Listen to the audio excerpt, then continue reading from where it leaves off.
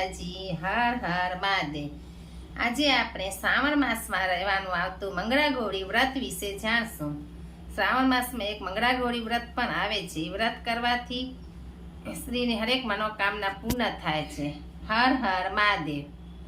શ્રાવણ માસના પ્રથમ મંગળવારથી 4 મંગળવાર સુધી આ વ્રત કરવામાં આવે છે। દર મંગળવારે સવારે વહેલા ઉઠી સ્નાન કરીને પાર્વતી માની પૂજા કરવી, ત્યાર પછી મંગળાગૌરીની વાર્તા સાંભળવી અથવા કહેવી। એ દિવસે ઉપવાસ ન થાય તો એકટાણું કરવું। કુંવારી કન્યાઓ પોતાનું વેવિસાર થયા પછી પતિનું સુખ પ્રાપ્ત થાય તે માટે આ વ્રત કરે છે।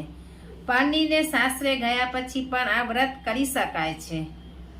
આ વ્રત કરવાથી પતિ સુખ, સંતાન સુખ તથા સુખ સંપત્તિ સમૃદ્ધિ પ્રાપ્ત થાય છે। એના માટે આ વ્રત કરવામાં આવે છે। તો હવે આપણે એની પૂજન વિધિ અને એનો કથા વાર્તા સાંભળશું।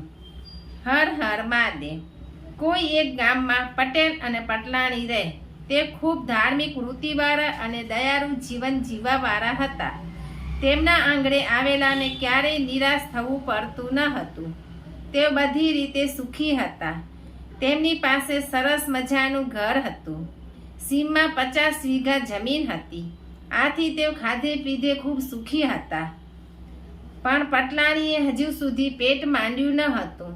તેથી પતિ પત્ની ખૂબ ઉદાસ રહેતા હતા અને ધર્મ ધ્યાન અને દાન પુણ્ય કરવામાં તેઓ જરાય કચાશ રાખતા ન હતા। તેમની આ શેર માટીની ખોટ હજુ સુધી પૂરાઈ ન હતી। એક દિવસ અચાનક એક સાધુ મહાત્મા તેમના આંગણે આવી ચડ્યા।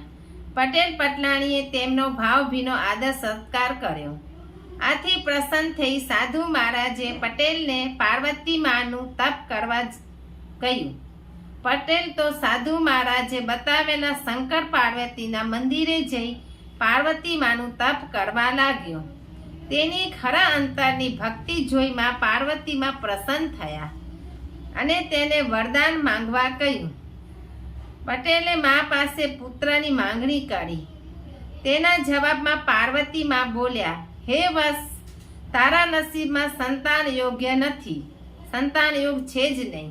તેમ છતાં હું તારી ભક્તિથી ખુશ થઈને તને 21 વર્ષ જીવે એવો પુત્ર અથવા પરણ્યા પછી તરત વિધવા બને એવી પુત્રી, એ બેમાંથી કોઈ પણ એક તને આપું। બોલ, તું શું ઈચ્છે છે? પટેલ બિચારો શું બોલે? ઘડી ભર તો તે ખૂબ મૂંઝવણમાં પડી ગયો। આખરે તેણે 21 વર્ષ જીવે એવા પુત્રની માંગણી કરી। પાર્વતી માએ તેને ખુશ થઈને વરદાન આપતા કહ્યું, જો આ મંદિરની સામે એક આંબાનું ઝાડ છે, ત્યાં એક ગણપતિ બાપાની મૂર્તિ પણ છે। તે આંબાની એક ત્યાં જઈને આંબાની એક કેરી તોડીને તારી પત્નીને ખવડાવ। આથી તેને એક ગુણિયાલ પુત્ર પ્રાપ્ત થશે। પટેલ તો ખુશ થઈ ગયો। આંબા નીચે ગયો અને ઝાડ પરથી કેરી તોડવા માટે પથ્થર ફેંકવા લાગ્યો। એમાંનો એક પથ્થરો ગણપતિની મૂર્તિને લાગ્યો। આથી ગણપતિજી ક્રોધે ભરાણા। ઘેબી અવાજમાં તેમણે પટેલને શાપ આપ્યો, પટેલ, તે તારા સ્વાર્થ ખાતર મને પણ પથ્થર માર્યો, માટે જા, તારો પુત્ર 21 વર્ષનો થશે ત્યારે તેનું સર્પદંશથી મૃત્યુ થશે। પાર્વતી માએ પણ આ જ વાત કહી હતી। પટેલ પોતાના ઘેર કેરી લઈને ગયો અને એ કેરી તે પટલાણીને ખવડાવી દીધી। આથી પટલાણીને ગર્ભ રહ્યો અને પૂરા 9 માસે તેણે એક સુંદર પુત્ર રત્નને જન્મ આપ્યો। તેનું નામ રામુ રાખવામાં આવ્યું। રામુ ખૂબ લાડકોથી ઉછરવા લાગ્યો। તેને કોઈ વાતનું દુઃખ ન પડે તેનું પટેલ પટલાણી બંને જણ ધ્યાન રાખતા હતા। તેના અભ્યાસની બાબતમાં પણ ખૂબ જ કાળજી રાખતા હતા। આથી રામુ ભણી ગણીને હોશિયાર બની ગયો। તે 20 વર્ષનો થયો હતો। એક દિવસ બાપ દીકરો કંઈ કામ અંગે પરગામ જતા હતા। ત્યાં રસ્તામાં તળાવ કિનારે તેઓ બપોરના સમયે ભાથું ખાવા બેઠા। ત્યાં આગળ કપડાં ધોવા આવેલી 2 છોકરીઓની વાતચીત તેમના કાનમાં પડી। રમા કહે, અલી રાધા, મારી જેમ તું પણ શ્રાવણમાં મંગળાગૌરીનું વ્રત કરને। એ વ્રત કરવાથી આપણું સૌભાગ્ય અખંડ રહે છે, પતિનું આયુષ્ય વધે છે, માટે તું પણ મારી સાથે આ વ્રત કર. સારું, રાધાએ કહ્યું, પતિના આયુષ્ય માટે આ વ્રત દરેક છોકરીએ કરવું જોઈએ, હું પણ કરીશ. રમાની વાત સાંભળી પટેલના મનમાં વિચાર આવ્યો કે મારા પુત્ર રામુને આ છોકરી સાથે પરણાવું તો એ પણ દીર્ઘાયુષ્ય બને અને 21મા વર્ષે આવનારી મૃત્યુની ઘાતમાંથી બચી જાય.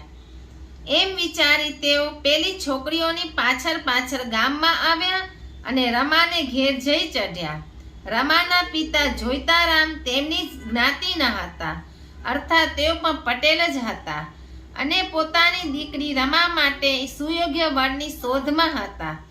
આથી રામુના પિતાએ બધી વાત કરી ત્યારે તેઓ પરનો પણ વિલંબ કર્યા વગર પોતાની દીકરી રમાને રામુ સાથે પરણાવવા તૈયાર થઈ ગયા. આવો ભણેલો ગણેલો ખાધે પીધે સુખી મૂર્તિઓ શોધવા છતાં પણ મળે તેમ શક્ય ન હતો. થોડા દિવસ પછી યોગ્ય મુહૂર્ત જોઈ જોઈતારામે પોતાની દીકરી રમાને પરણાવી દીધી. રમા પરણીને સાસરે આવી અને આનંદથી ઘર સંસાર ચલાવવા લાગી. સાસરે આવ્યા પછી પણ તેમણે વ્રત કરવાનું ચાલુ રાખ્યું. આથી પ્રસન્ન થઈ મંગળામાએ સ્વપ્નમાં આવી તેમને કહ્યું, રમા, તારા પતિનું આયુષ્ય ખૂબ ટૂંકું છે. આવતા મંગળવારે એક સાપ તારા પતિને ડસવા આવશે, પરંતુ તારે એના ગુસ્સાને ઠંડો પાડવા માટે સાકર નાખેલું દૂધ એક કુંડામાં ભરી પલંગ નીચે મૂકવાનું. તેની બાજુમાં એક ખાલી માટલી મૂકજે. સાપ દૂધ પીને માટલીમાં ઘૂસી જશે. એ વખતે તારે લુગડા વડે માટલીનું ઢાંકણું ઢાંકી દેવાનું અને સવાર પડે સાપને બગડામાં જઈને છોડી આવજે. જો તું ગફલતમાં રહીશ તો તારો પતિ મૃત્યુ પામશે. રમા સ્વપ્નની વાત સાચી લાગી અને માની મંગળવારની વાત જોવા લાગી. મંગળવાર આવ્યો એ દિવસે એને મંગળામાની પૂજા કરી. પોતાના પતિના દીર્ઘાયુષ્ય માટે માને પ્રાર્થના કરી. રાતે સ્વપ્નમાં મંગળામાએ કયા મુજબ એક ભયંકર સાપ ફૂંફારા મારતો પલંગ પાસે આવી પહોંચ્યો. રમા જાગતી જ બેઠી હતી. તેણે દૂધ ભરીને કુંડું તૈયાર જ રાખ્યું હતું.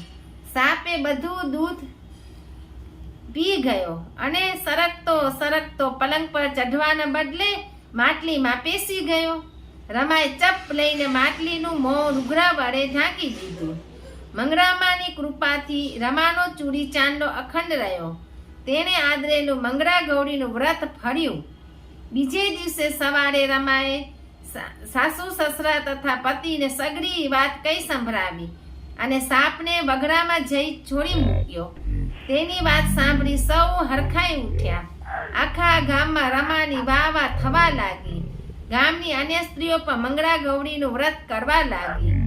સૌ કોઈ રમાના વખાણ કરવા લાગ્યા. જેમ સાવિત્રીએ પોતાના વ્રતના પ્રતાપે સત્યવાનના પ્રાણ પાછા મેળવ્યા, તેમ રમાએ પોતાના પતિ રામુને બચાવી લીધો અને તેને દીર્ઘાયુષી બનાવી દીધો. આવો છે મંગળા ગૌરી વ્રતનો પ્રભાવ. હે માં મંગળા ગૌરી, જેમ તમે રમા વહુને ફળ્યા તેમ તમારું વ્રત કરનાર, તમારી આ કથા વાંચનાર, વ્રત રહેનાર, સાંભળનાર સૌ કોઈને ફળજો. હર હર મહાદેવ. જય મંગળા ગૌરી માતે કી જય.